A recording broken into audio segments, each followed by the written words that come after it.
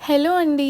ఈరోజు డ్యూటీ వచ్చేసి airport stand by తీసుకున్నాను. మార్నింగ్ 9:30 నుంచి మధ్యాహ్నం 3 దాకా.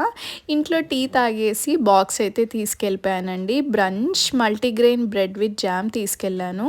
మీలో చాలామందికి బ్రంచ్ అంటే తెలిసే ఉంటుంది. కానీ కొంతమంది అయితే కమెంట్ చేశారు బ్రంచ్ అంటే ఏంటక్క అని. సో, అందుకే ఇప్పుడు ఎక్స్‌ప్లెయిన్ చేస్తున్నాను. మనం నార్మల్‌గా అయితే బ్రేక్‌ఫాస్ట్ అండ్ లంచ్ విడివిడిగా తింటాం కదండీ 2 పూట్ల అని. కానీ బ్రంచ్ అంటే ఏంటంటే ఈ రెండిటి టైమింగ్ మధ్యలో లేదా ఒక్క పూటలానే తినడం అనమాట. దీనివల్ల ఏంటంటే మనము తిండి అనేది తక్కువ తీసుకోవడం. నార్మల్‌గా 2 పూట్ల తినే తిండి ఎక్కువ ఉంటుంది కదా! అదే మనం ఒక్క పూట తిన్నామంటే సగం కట్ డౌన్ చేసినట్టే కదా!